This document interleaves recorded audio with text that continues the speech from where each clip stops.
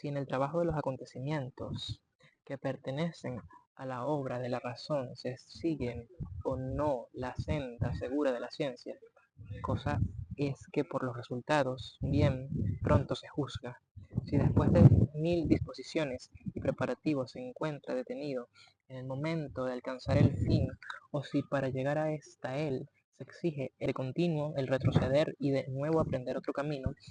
o si no es posible poner acordes a los diferentes colaboradores sobre la manera de proseguir el fin común, es preciso convencerse que el tal estudio está muy lejos de haber entrado en la segunda senda de la ciencia, y en cuanto se ha estado haciendo es un simple ensayo, segura. y constituye un servicio para la razón descubrir en dónde será posible hallar este camino, aún a costa de abandonar como cosa vana mucho de lo que se ha englobado sin reflexión en el fin propuesto. Que la lógica ha entrado en esta segura vía desde los tiempos más antiguos lo prueba el que desde Aristóteles no ha tenido que retroceder un solo paso, a no ser que no se considere que ha habido perfección al despojarla de algunas sutilezas inútiles o darle una claridad más acabada a la exposición,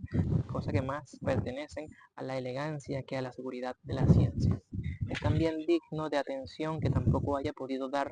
hasta ahora ningún paso hacia adelante, y que según toda apariencia, cuando algunos modernos han tratado de extenderla introduciendo capítulos ya de psicología sobre las diversas facultades de conocer, imaginación, ingenio, ya de metafísica sobre el origen del conocimiento o sobre las diferentes especies de certidumbre según la diversidad de los objetos, idealismo, escepticismo, ya de antropología sobre los prejuicios, sus causas y remedios, solo han hecho palpable la ignorancia que tienen de la propia naturaleza de la ciencia. Cuando se traspasan los límites de una ciencia y se entra en otra, no es un aumento lo que se produce, antes bien una desnaturalización. Ok, me gusta que aquí como me gusta esta frase porque aquí es como que él ya está marcando una posición y está diciendo, bueno, mira, para acá es que va la cuestión, ¿no? Y me gusta, o sea, creo que puedo reconocer cuando un escritor está haciendo precisamente una crítica, ¿no? Cuando se traspasan los límites de una ciencia y se entra en otra, no es un aumento lo que se produce, antes bien una desnaturalización. Los límites de la lógica están claramente determinados al ser una ciencia que solo expone y demuestra rigurosamente las reglas formales de todo pensar, y sea este a priori o empírico, ya tenga tal origen u objeto, ya encuentre en nuestro espíritu obstáculos naturales o accidentales. Si tan ventajosa es la situación de la lógica, débelo únicamente a los puntos que se limitan, que la autorizan y hasta la obligan a hacer abstracción de todos los objetos de conocimiento y de sus diferencias, de suerte que el entendimiento solo tiene que ocuparse en sí propio y en su forma. Pero para la razón que no solo se ocupa en sí, sino también en los objetos, ha debido ser empresa más difícil entrar en las verdaderas vías de la ciencia. La lógica sirve por ese motivo de propedéutica y es una especie de vestíbulo para las ciencias, y así al hablar de conocimiento se tiene ya supuesta una lógica que las juzga exactamente, aunque por otra parte sea necesario acudir a las ciencias objetivas y propiamente dichas para adquirir un verdadero conocimiento. Ahora, al existir lo que decimos razón en estas ciencias, es preciso que algo sea conocido a priori. El conocimiento, este puede relacionarse con sus objetos de dos maneras,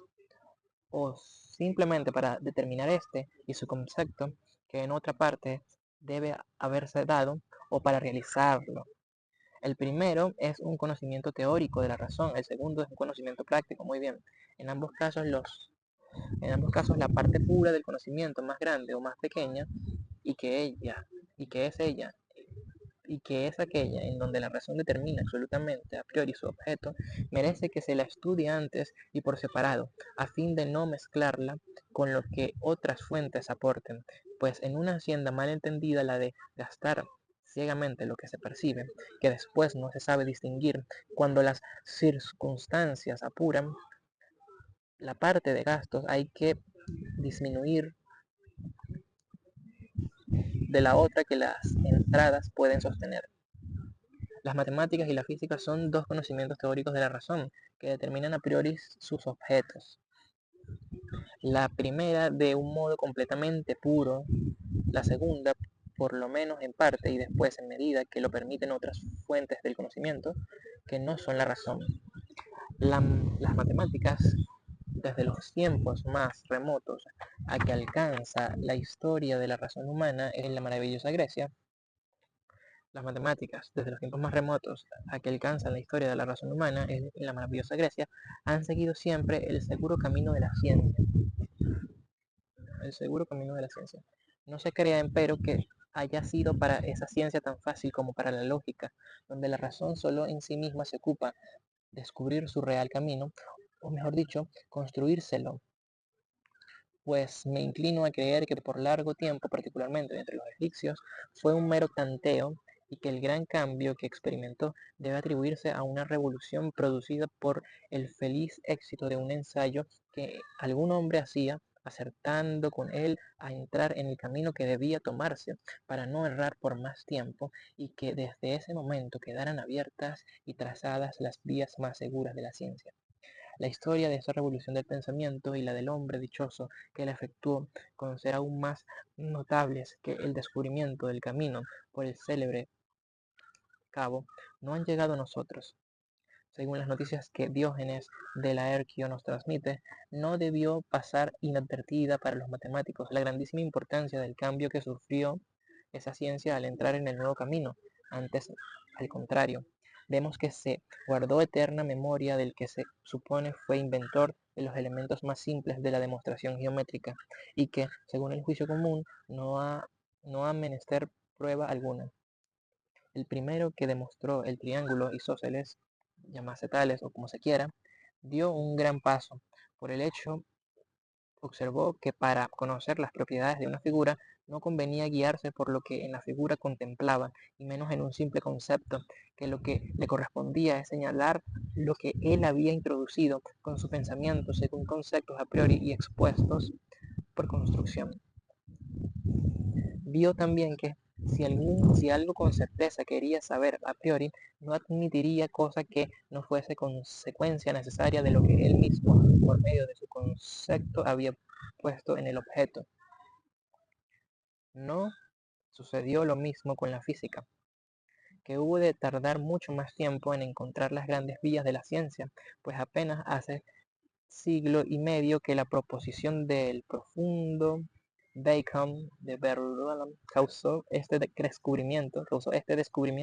o por lo menos dio pie por estar ya muy preparado el camino, pero de todas suertes fue una completa revolución del pensamiento. Solo hablo, solo hablo aquí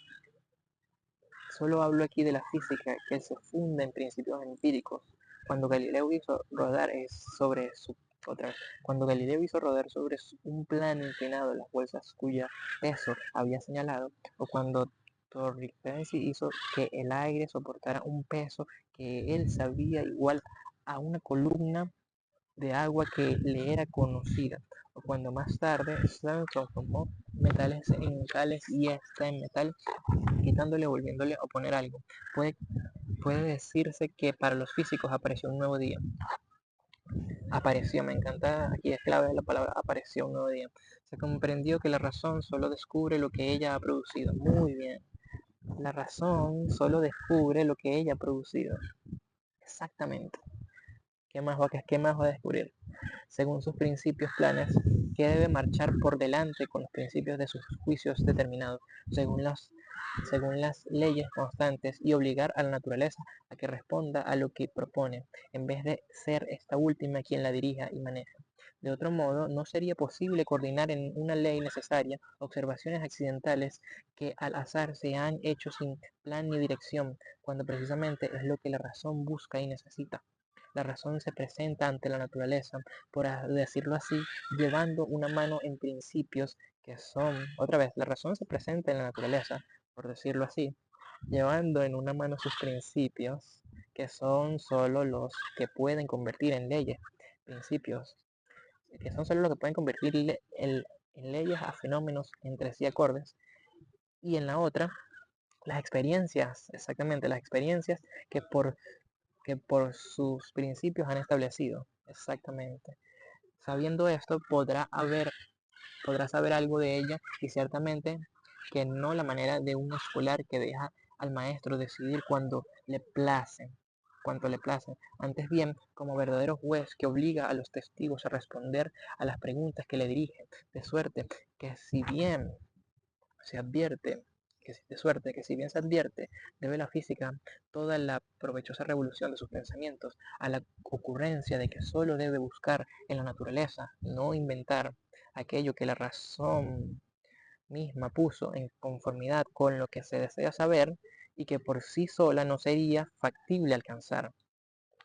A esta revolución debe principalmente la física haber entrado en seguro camino de la ciencia después de haber sido por largos siglos un simple ensayo y tanteo.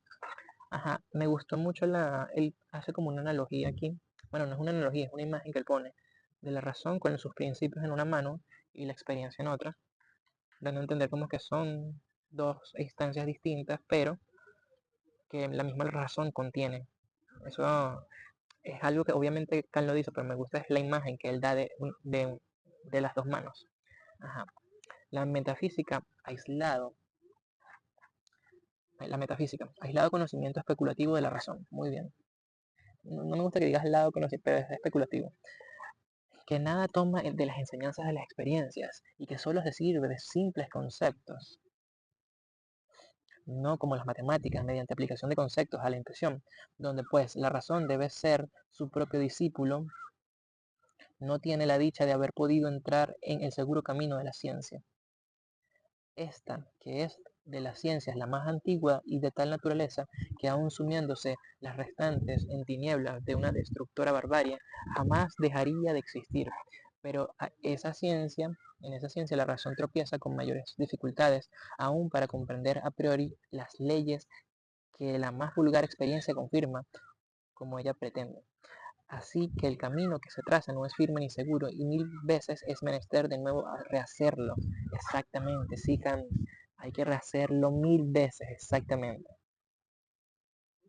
Pues no conduce a donde se deseaba llegar. Bueno, ok. Para acá no conduce a donde se deseaba llegar o quizás es un hallazgo diferente,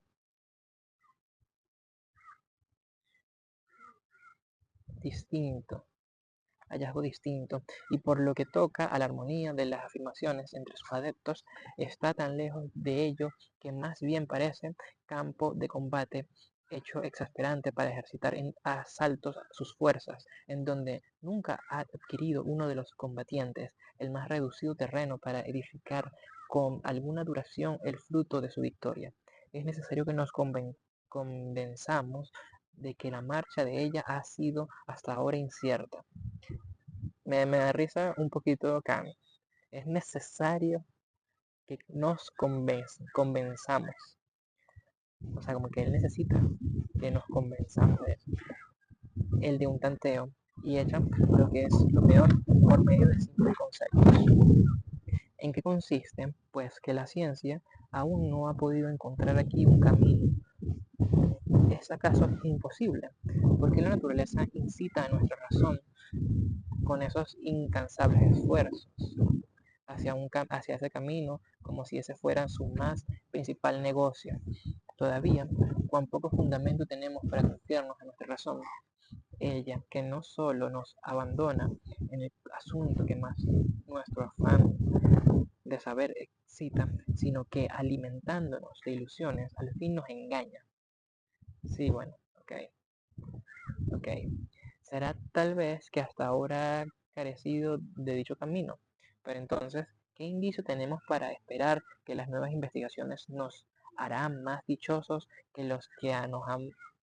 Ok, aquí me gusta porque él aquí introduce una pregunta que va a ser muy importante al final. ¿Qué indicio tenemos para esperar, tiene que ver con la esperanza, que las nuevas investigaciones nos harán más dichosos? Si antes no hubo tal dicha. Ya se lo está preguntando de forma indirecta aquí, la pregunta que se va a hacer hacia el final. Con el ejemplo de las matemáticas y la física, que son hoy lo que son, por efecto de una revolución en un solo momento hecha, podríamos creer que el hecho es muy importante y que merece se reflexione sobre el punto esencial del cambio de método que tan ventajoso les ha sido, y que acaso fuera bueno imitarlas, al menos en tanto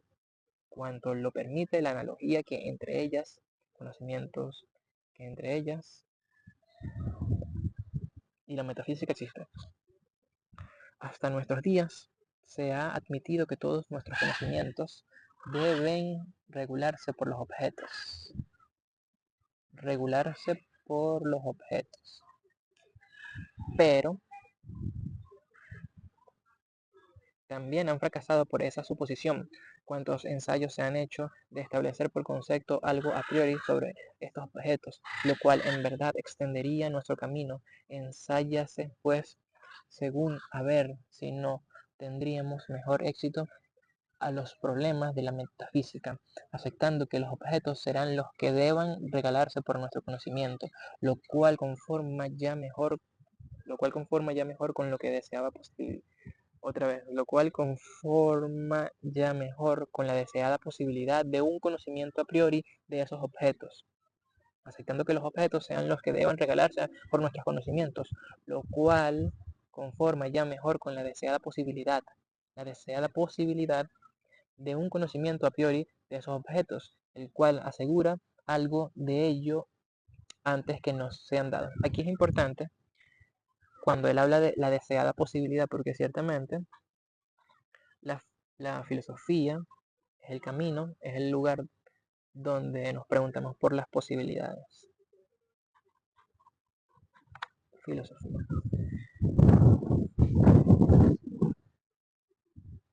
Sucede aquí lo que con el primer pensamiento de Copérnico, que no pudiendo explicarse bien los movimientos del cielo, sí admitía que todo el sistema sideral tornaba alrededor del contemplador. Probó si no sería mejor suponer que era él el espectador el que tornaba y los astros los que se hallaban inmóviles. Puédese hacer con la metafísica un ensayo semejante en lo que toca a la intuición de los objetos. En lo que toca a la intuición Si la intuición debe regalarse por la naturaleza de los objetos, yo no comprendo entonces cómo puede saberse de ello algo a priori. Pero réglese el objeto como objeto de los sentidos por la naturaleza de nuestra facultad intuitiva, y entonces podré representarme perfectamente esa posibilidad. Mas como yo no puedo quedarme en esas intuiciones, si se han de ser conocimientos, sino que en tanto que son representaciones debo referirla a alguna cosa que sea objeto, y como estos últimos deben ser determinados por ellas, he de admitir o que los conceptos por los cuales cumplo esta determinación se arreglan también por los objetos, lo cual me pone otra vez en el mismo apuro de saber cómo puedo conocer algo de ellos a priori. Saber cómo puedo conocer algo de ellos a priori. O reconocer que los objetos, o lo que es lo mismo, que la experiencia en la cual únicamente y como objetos dados de la experiencia pueden ser conocidos, se regla por conceptos, en lo que veo inmediatamente una manera más fácil de salir del apuro. En efecto, la experiencia misma es una especie de conocimiento, muy bien, que exige la presencia del entendimiento, cuya regla tengo que suponer en mí antes que en ningún objeto dado, antes que ningún objeto me sea dado. Bueno, eso que suponer es el problema que tiene que suponer, y por consiguiente, a priori. Esta manifiesta por medio de los conceptos a priori que sirven, por lo tanto, para arreglar necesariamente a todos los objetos de la experiencia y con los cuales tiene también que conformar, por lo que los objetos toca al ser solo pensado por la razón, y esto de una manera necesaria, pero sin poder enmodarse en la experiencia, por lo menos de manera como la razón lo piensa. Los ensayos que se han hecho para pensarlos, pues deben poder pensarse suministrarán, según esto, una magnífica piedra de toque para los que tomamos como método variable a la manera de pensar, a saber que solo conocemos a priori en las cosas lo que hemos puesto en ellas. Muy bien, que solo conocemos a priori en las cosas lo que ya previamente hemos puesto. La intuición, bueno, la creencia también. Por eso es que el comentario no puede pasar. Por eso es que para mí este libro, La crítica de la razón pura, es un poco religión en este sentido, en que va, a pesar de que se va a concentrar en una objetividad, nunca deja de lado esta subjetividad que al mismo tiempo se fundamenta en la opinión y la creencia. Es decir, la opinión y la creencia, quieran o no, siempre está influyendo. Entonces eso es un impedimento también para entrar en la objetividad real. Este ensayo suministra lo que se pide y asegura a la metafísica en su primera parte, la vía segura de la ciencia, pues en ella solo se ocupa de conceptos a priori cuyos correspondientes objetos pueden ser dados en una experiencia que conforme con estos objetos. Pues en ella solo se ocupa de conceptos a priori cuyos correspondientes objetos pueden ser dados en una experiencia que conforme con estos conceptos. En efecto, según este cambio de método en el modo de pensar, puede explicarse claramente la posibilidad de un conocimiento a priori y lo que aún es más, dar pruebas suficientes de las leyes que fundamentan a priori la naturaleza, considerada esta como el conjunto de los objetos de la experiencia, cosas ambas totalmente imposibles según el procedimiento hasta ahora empleado. Pero resulta de esta deducción de nuestra facultad de conocer a priori en la primera parte de la metafísica un producto extraño y en apariencia perjudicial al fin que se propone la segunda parte, a saber, que nosotros no podemos con él traspasar los límites de la experiencia, lo que es sin embargo el capital asunto de esta ciencia. Mas aquí precisamente da el experimento una contraprueba de la verdad del resultado de aquella primera apreciación de nuestro conocimiento racional a priori, a saber que éste solo se refiere a fenómenos, dejándonos sin conocer la cosa en sí, el noumen, por más que para sí misma sea real. Claro, este es el gran problema entre esta contraposición entre la realidad en sí, que es el noumen, lo inmutable, y la cosa, y los fenómenos, que son los acontecimientos mudables del mundo. Entonces se piensa esta contraposición, esta diferencia. Interesante porque, a ver, mucha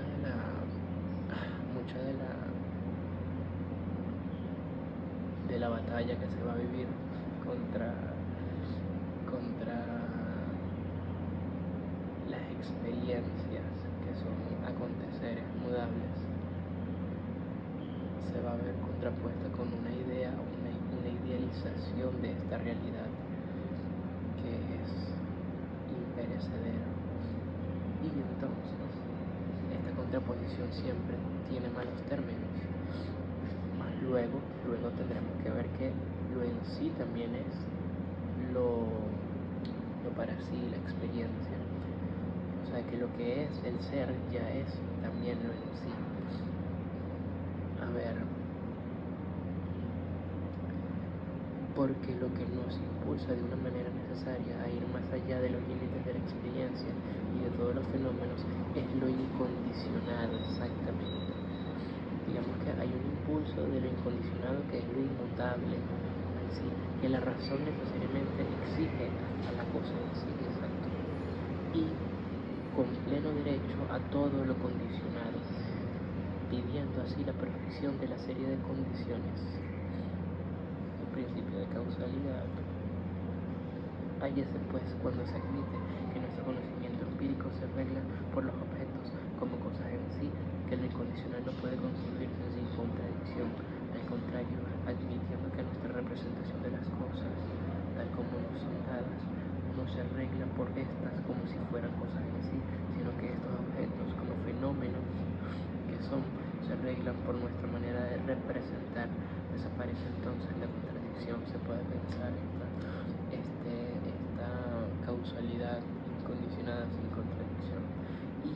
si consecuentemente se admite que lo incondicionado no debe hallarse en las cosas en cuanto no son conocidas, no son dadas, sino en cuanto que no son conocidas, no nos, otra vez, y si consecuentemente se admite que lo incondicionado no debe hallarse en las cosas en cuanto no son conocidas, no son dadas, sino en cuanto que no nos son conocidas, es decir, en las cosas en sí. Claro, porque él dice que la cosa en sí no la puedo conocer. Queda entonces demostrado que lo que antes solo habíamos admitido como ensayo está perfectamente establecido, pero después de haber resuelto, después de haber rehusado a la razón especulativa todo progreso en el campo de lo suprasensible, queda todavía por indagar si no hay en su conocimiento práctico datos que le permitan determinar el concepto racional y trascendente de lo absoluto y que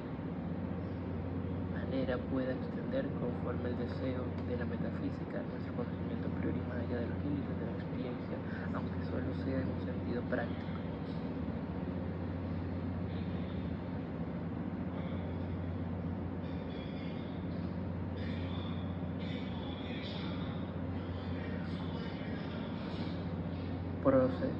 Con el procedimiento indicado, la razón especulativa nos ha dejado al menos un lugar por la experiencia, un lugar para esa extensión. Con el procedimiento indicado, la razón especulativa nos ha dejado al menos un lugar para la extensión, aunque vacío y sin haberlo podido llenar ella misma, pero lo tenemos y a nosotros nos toca y hasta se nos excita que lo llenemos por medio de datos prácticos. Esto hay que decir que viene a ser llenado por datos prácticos y siempre que tengamos medios para llevar a empresas a feliz término.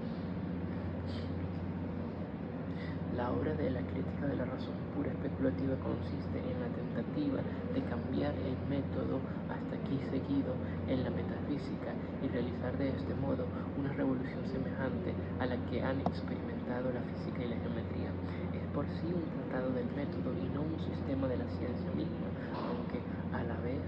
traza todos sus contornos, así en lo que a sus límites se refiere como a toda su estructura interior, porque la razón pura especulativa tiene la particularidad de que puede y debe justipreciar su propio poder por las diferentes maneras que emplea en la elección de objetos de pensar y numerar perfectamente todas las clases de problemas que se presentan, trazando de esta suerte todo el plan de un sistema de metafísica, y puede realizarlo porque en lo que al primer punto toca no puede atribuirse en el conocimiento a priori a los objetos más que lo que el sujeto pensante saca de sí mismo, y por lo que al segundo respecta, la razón pura en relación a los principios del conocimiento constituye en sí misma una unidad completamente aparte, en la que cada miembro existe para los otros, así como en un cuerpo organizado muy bien aparte, organizado, y los otros para cada uno, y donde no puede aceptarse con plena seguridad ningún principio bajo una sola relación, sin ser al mismo tiempo examinado bajo todas las relaciones del uso de la razón pura. Para esto tiene la metafísica la rara fortuna que ninguna otra ciencia racional que se ocupa con objetos, porque la lógica solo trata de la forma del pensar en general, posee, y que consiste en que una vez se le encauce mediante esta crítica, mediante una vez se le encauce mediante esta crítica en las guías seguras de la ciencia, acabará por completo todo el campo del conocimiento que le pertenece, dando término a su obra, que transmitirá después a la posteridad a manera de patrimonio que no es ya susceptible de incremento, por cuanto solo tiene que tratar de los principios y límites de su aplicación, la cual a su vez ha sido determinada por ella misma. La metafísica es pues susceptible de esta perfección, en cuanto que es la ciencia fundamental, y ella puede decirse il actum repugnans siquit superens agendum. Pero, ¿qué tesoro es este?, se preguntará. El que pensamos legar a la posteridad en una metafísica así depurada por la crítica, pero también inmovilizada. Al ojear superficialmente este libro, que solo nos sirve para vivir apercibidos de que nunca osaremos traspasar con la razón especulativa los límites de la experiencia. Al demostrar las leyes centrales del movimiento de los cuerpos celestes, la decidida certeza del que el principio de Copérnico solo tomó como hipótesis e hicieron ver al mismo tiempo la fuerza invisible que une el universo en la atracción newtoniana, la cual nunca hubiera sido descubierta si el primero no se hubiera atrevido, obrando en contra de los sentidos, pero de la verdadera manera, a buscar los movimientos observados, no en los objetos celestes, sino en el espectador. Y hasta la subjetividad. La variación de método que yo propongo en la crítica semejante, como ya he dicho, a aquellas hipótesis, aunque en el tratado mismo esté probada a su verdad, no hipotéticamente, sino de una manera apodíctica, con la naturaleza de nuestras representaciones de espacio y tiempo exacto, y con los conceptos elementales del entendimiento. La presento aquí en el prefacio como una hipótesis, a fin de hacer notar el carácter hipotético que siempre tienen todos los ensayos en la reforma de esta clase. Esta es, en efecto, su primera utilidad, más se advertirá que es también positiva, así que se comprenda que los principios con los que puede la razón especulativa ir más allá de sus límites no producen una verdadera ampliación, sino ineludiblemente una restricción de nuestra razón.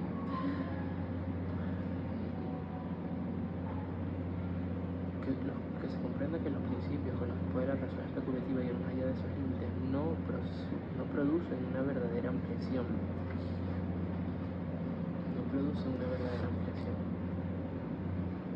sino ineludiblemente una restricción del empleo de nuestra razón, amenazando así extender a todas las cosas los límites de la sensibilidad a la que propiamente pertenecen, y concluir a este modo con el uso puro práctico de la razón.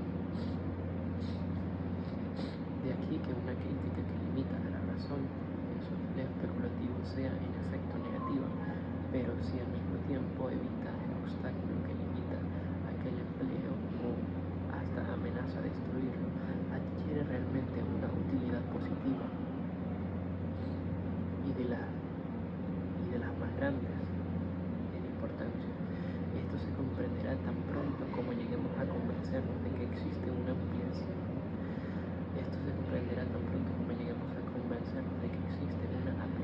práctica y absolutamente necesaria de la razón, la aplicación moral, en donde se extiende inevitablemente más allá de los límites de la sensibilidad, y para lo que en nada necesita el auxilio de la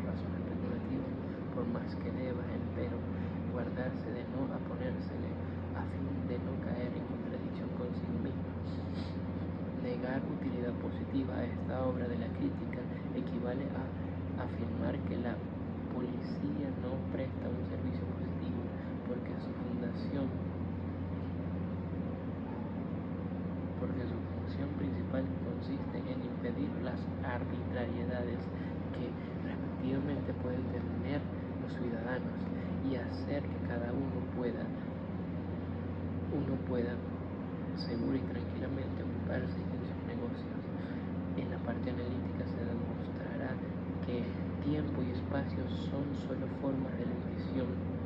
sensible, por consiguiente, que no son nada más que condiciones de la existencia de las cosas. En cuanto que son fenómenos, también se verá que nosotros no poseemos ningún concepto intelectual, tampoco, por tanto, ningún elemento para el conocimiento de las cosas, hasta que se haya dado a esos conceptos la impresión que les corresponde y que, por consecuencia, no podemos tener conocimiento de los objetos como de cosas en sí, sino en cuanto que son objetos de la intuición sensible, es decir, como fenómenos. De esa parte analítica se resultará, desde luego, que todo conocimiento especulativo posible de la razón debe limitarse únicamente a los objetos de la experiencia. Es preciso también que se note que, aunque aquí se dice que no podemos conocer esos objetos como cosas en sí, que queda reservado que por lo menos puedan pensarse, pues si así no fuera, se seguiría de ahí la absurda proposición de que habría apariencias, fenómenos, muy bien, sin algo que en ellos apareciera. Exacto, y la absurda proposición se tiene que aparecer. Supóngase ahora que no se hubiera hecho la necesaria distinción que nuestra crítica ha establecido entre las cosas como los objetos de la experiencia y esas cosas mismas como cosas en sí. Entonces tendrá que valer y absolutamente para todas las cosas en general como causas eficientes el principio de la causalidad y por consiguiente el mecanismo natural que él determina. Yo no podría decir de un mismo ser, por ejemplo, del alma humana, que su voluntad es libre y que al mismo tiempo esté sujeta a la necesidad de la naturaleza, es decir, que no sea libre, sin que con el hecho caiga en la más palpable contradicción.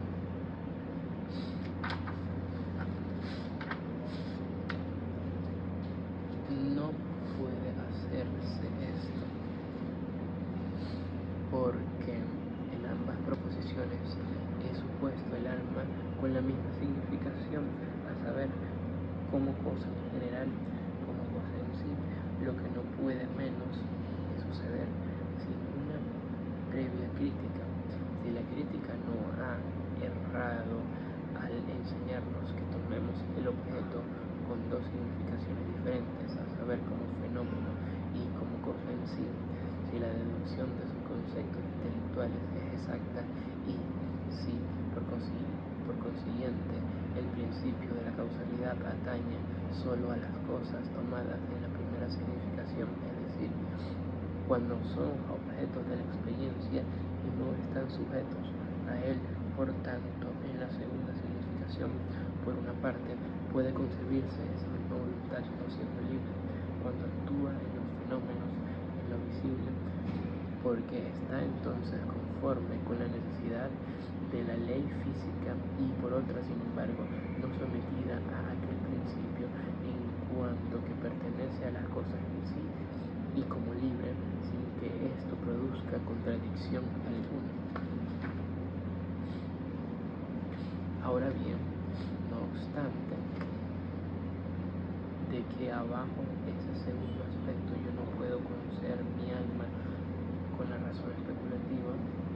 y al menos todavía por la observación empírica y por consiguiente tampoco la libertad, cual propiedad de un ser a quien atribuyo actos en el mundo sensible, por cuanto entonces me sería necesario conocerle de un modo determinado en su existencia y a la vez fuera del tiempo, cosa imposible, pues no puedo suministrar a mi concepto intuición alguna Sin embargo, puedo pensar la libertad a pesar de todo esto, es decir, que al menos esta representación no consiste en una contradicción si se ha establecido la distinción crítica de las dos maneras de representación, la sensible y la intelectual, la restricción de los conceptos puros intelectuales y también por consiguiente de los principios que ellos proceden. Sintámonos ahora que la moral supone necesariamente la libertad en el más riguroso sentido, como propiedad de nuestra voluntad, poniendo a priori como datos de la razón principios prácticos originarios en ellas mismas, absolutamente imposibles sin esta suposición. Absolutamente imposible sin esta suposición, pero que la razón especulativa haya demostrado que es absolutamente imposible concebir esta libertad. Esa suposición, entonces, conviene a saber, la moral tendría necesariamente que ceder a su lugar a aquella otra cuya contraria encierra una manifiesta contradicción, es decir, que la libertad y con ella la moralidad, cuya contraria no contiene contradicción cuando no ha sido la libertad supuesta, se supeditan al mecanismo de la naturaleza. Mas, como para la moral solo se necesita que la libertad no esté en contradicción consigo misma, y al menos pueda ser concebida sin ser indispensable un mejor conocimiento y por tanto no presenta ningún obstáculo en el mecanismo natural de la acción misma tomada en otra relación. La ciencia de la moral puede perfectamente conservar su lugar, así como la física el suyo, separación. Esto no hubiera sido descubierto si la crítica no nos hubiera mostrado antes la decidida ignorancia que tenemos de las cosas entre sí y si no hubiera limitado a simples fenómenos cuanto teóricamente podemos conocer. Esta misma utilidad positiva de los principios críticos de la razón pura podría también mostrarse relativamente al concepto de Dios, simplicidad de nuestra alma, y que no toco aquí en obsequio a la brevedad. Yo no puedo, pues, admitir Dios la libertad y la inmortalidad para el necesario uso práctico de mi razón, sin negar al mismo tiempo las inmensas pretensiones de la razón especulativa, sin negar al mismo tiempo las inmensas pretensiones de la razón especulativa a vagarosos, sin negar al mismo tiempo las pretensiones de la razón especulativa a vagarosos conocimientos, porque para llegar a estos tiene que servirse de principios que no alcanzando realmente más que los objetos de la experiencia, transforman en fenómenos a cuanto se les aplica, aun cuando no pueda ser objeto de experiencia, y demuestran así la imposibilidad de toda extensión práctica de la razón pura. Me ha sido pues preciso suprimir el saber para dar lugar a la creencia, el dogmatismo de la metafísica, es decir, el prejuicio de hacer que proceda ella sin la previa crítica de la razón pura. Es la fuente de toda esta incredulidad contra la moral y por sí misma siempre dogmática. Si no es, pues, imposible legar a la posteridad una metafísica sistemática construida sobre el plan de la crítica de la razón pura, no es cosa de poco valor lo que se transmite. Ya solo se piensa en la cultura que la razón obtendrá en general entrando en la segura ciencia, en la segura senda de la ciencia, en vez de vagar locamente y a ciegas y de entregarse a vanas divagaciones, como sin la crítica vemos que hace, ya meramente por el mejor empleo del tiempo de una juventud estudiosa que el dogmatismo ordinario desde tan temprana edad engríe e impulsa a hablar simultáneamente, engríe e impulsa a hablar sutilmente de cosas que cada nada, ay Dios mío, engríe e impulsa a hablar, engríe e impulsa a hablar sutilmente de cosas de que nada entiende ni entenderá él ni nadie en el mundo, o a descuidar el estudio de las ciencias serias por andar detrás de nuevos pensamientos y opiniones, y ya principalmente en vista de la inapreciable ventaja de concluir para siempre con todas las objeciones hechas contra moralidad y religión, siguiendo la manera socrática, es decir, por la prueba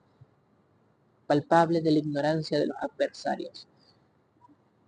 En el mundo ha habido y habrá siempre una metafísica, en efecto, pero a su lado se encontrará siempre también,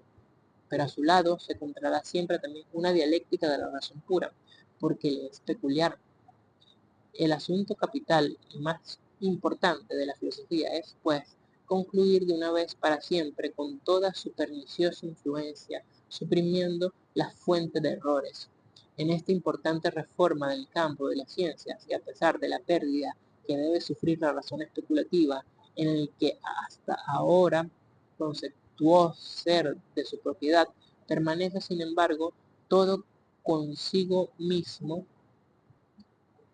todo con su interés general y la utilidad que hasta ahora sacaba del mundo de las doctrinas de la razón especulativa es siempre la misma. La pérdida solo alcanza el monopolio de las escuelas, pero de ninguna manera al interés del hombre. Pregunto al más tenaz de los dogmáticos si la prueba de la permanencia de nuestra alma después de la muerte, derivada de la simplicidad de su sustancia, si la libertad si la de la libertad de la voluntad que se pone en oposición al mecanismo universal, fundándose en distinciones tan sutiles como imponentes, fundándose en distinciones tan sutiles como impotentes, en necesidad práctica, subjetiva y objetiva, si la demostración de la existencia de Dios por medio de la idea de un ser real por la excelencia, por la contingencia de lo mudable y de la necesidad de un primer motor. Le pregunto, digo, si todas esas demostraciones al salir de la escuela han podido llegar hasta el público y ejercer en él la más mínima influencia en sus convicciones. Si esto no ha sucedido y no puede esperarse que suceda por la ineptitud del entendimiento común para tan sutiles especulaciones, si más bien por lo que el primer punto toca, esa disposición natural en todo hombre de no satisfacerse de nada temporal como insuficiente para las necesidades de nuestro destino entero, puede hacerse que nazca en nosotros la esperanza de una vida futura, sin en relación al segundo punto, la sola clara exposición de los deberes en oposición a todas las exigencias de nuestras inclinaciones nos da la conciencia de la libertad. Y sí, finalmente, respecto al tercer punto, el orden magnífico, la belleza y previsión que por todas partes descubrimos de la naturaleza son capaces por sí solas de producir la creencia de un sabio y magnífico creador del universo y una convicción fundada que pasa al público en principios racionales, entonces no solamente queda intacto el dominio de la razón, pero obtiene más consideración porque enseña a las escuelas a no pretender en puntos que interesan a toda la humanidad levantar conocimientos más elevados y extendidos que los que puede obtener el gran número, para nosotros respetabilísimos, y a limitarse a la cultura de esas pruebas que todo mundo puede comprender y que bastan al fin para el fin de la moral. Esta reforma alcanza, pues, solamente las arrogantes pretensiones de la escuela que se consideran como justamente lo que hacen en otros puntos, como las conocedoras, como las únicas conocedoras y dispositoras de la verdad y cuyo uso únicamente comunican al público reservándose siempre la llave Quod mecum nescit solus vult secret videri. Al mismo tiempo, también han tenido en cuenta las pretensiones más razonables de los filósofos especulativos. Quedan siendo siempre los depositores, quedan siendo siempre los depositorios exclusivos de una ciencia útil al público sin que lo sepa, es decir, de la crítica de la razón, porque no puede nunca llegar a ser popular ni tampoco lo necesita. Porque así como no penetra en la cabeza del pueblo que esos argumentos tan útiles sean verdades tan sutiles, porque así como no penetra en la cabeza del pueblo que esos argumentos tan sutiles sean verdades útiles, así tampoco llegan hasta él las no menos sutiles objeciones que provocan, más como la escuela mas como las escuelas y cuantos se elevan a la especulación caen por fuerza de ese doble inconveniente, la crítica está obligada, mediante una indagación fundamental de los derechos de la razón especulativa, a evitar de una vez para siempre el escándalo que tarde o temprano han de causar el mismo pueblo de las disputas en que los metafísicos, como tales también los teólogos, se enredan sin crítica y que concluyen por falsear sus propias doctrinas.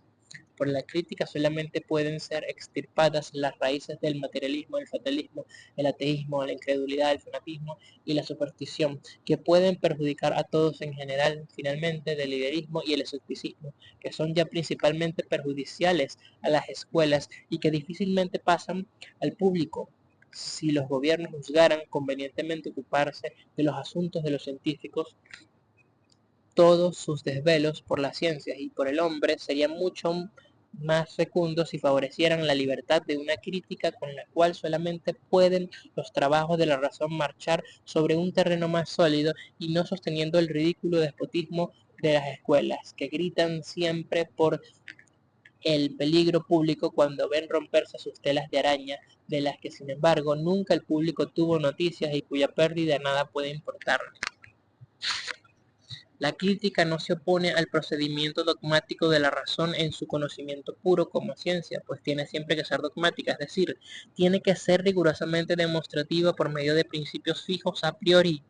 sino al dogmatismo, es decir, a la pretensión, se opone al dogmatismo, no se pone a la dogmática sino al dogmatismo, es decir, a la pretensión de avanzar solo con un conocimiento puro formado de conceptos, el conocimiento filosófico y con el auxilio de principios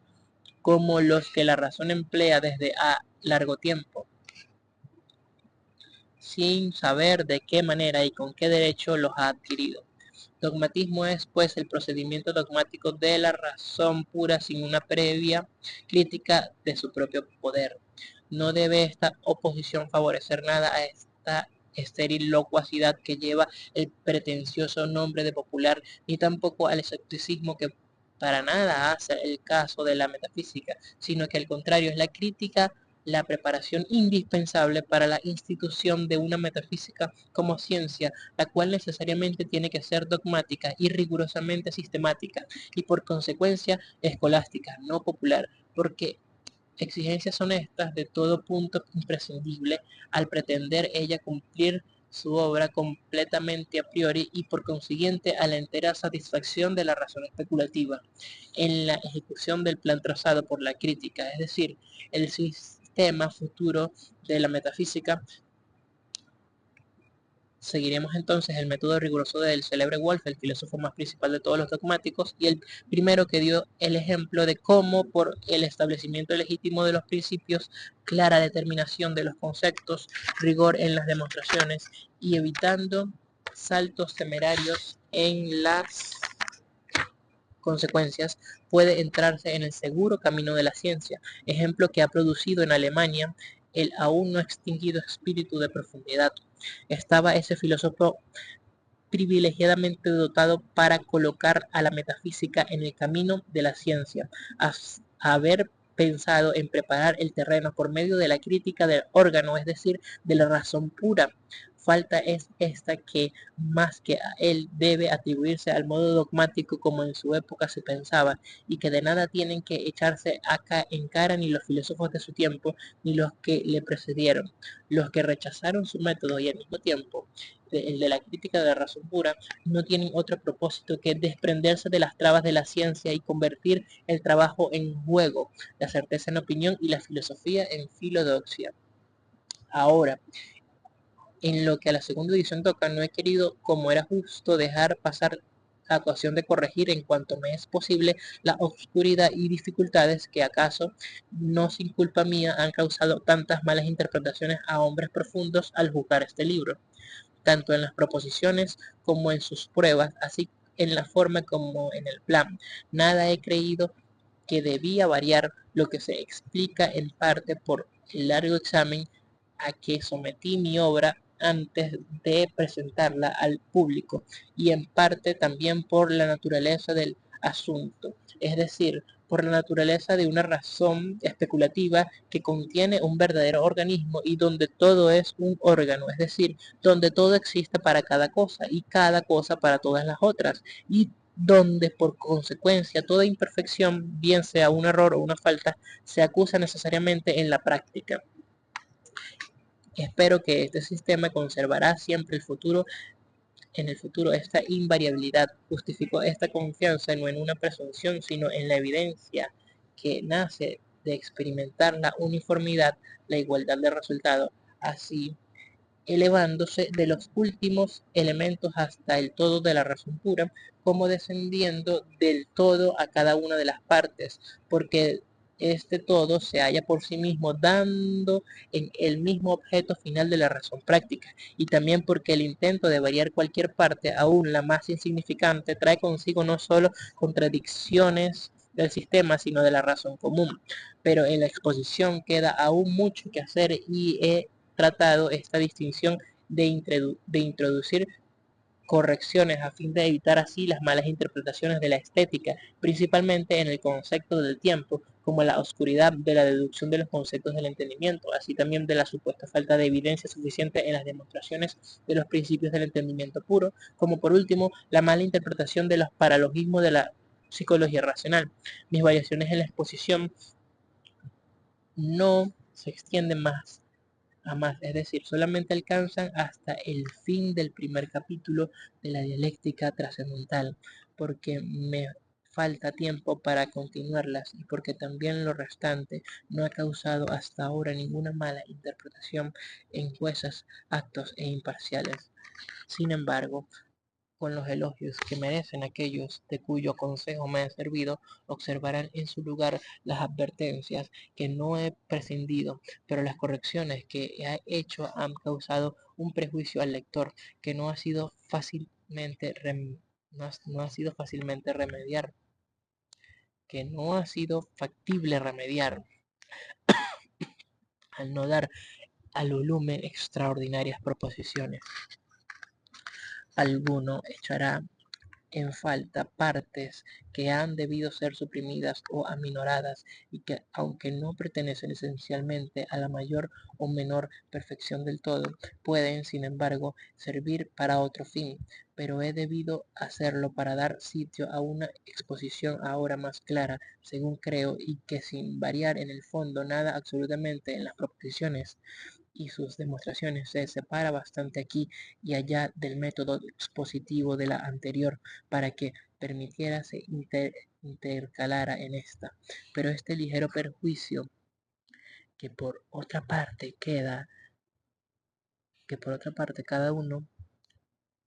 pero este ligero perjuicio que por otra parte puede cada uno reparar comparando la primera edición está suficientemente compensado con la claridad que ahora tiene. Con gran gusto he advertido en diversos escritos ya por juicios sobre diferentes libros, ya en disertaciones especiales, que el espíritu de la profundidad no ha perecido en Alemania, sino que solo estuvo enmudecido momentáneamente por la moda de una extraordinaria libertad de pensar, y que por los espinosos senderos de la crítica no han impedido penetrar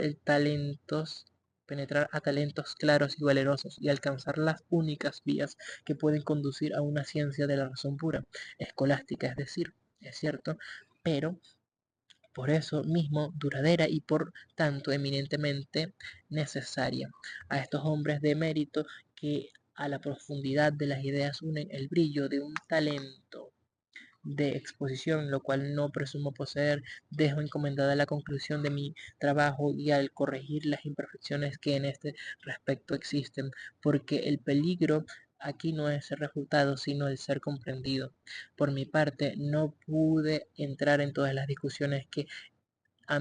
mi obra provoque, aunque no por eso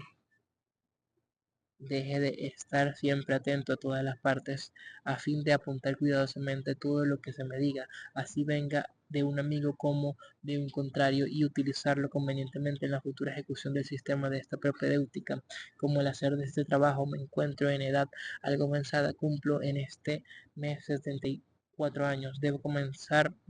economizar mucho el tiempo si he de realizar mi plan, publicar la metafísica de la naturaleza y también de las costumbres, que corroborarán la exactitud de la crítica, de la razón especulativa y la de la práctica. Dejaré a los hombres del mérito que han asimilado mi obra la aclaración de las casi inevitables oscuridades en un primer comienzo, así como también la defensa de toda ella.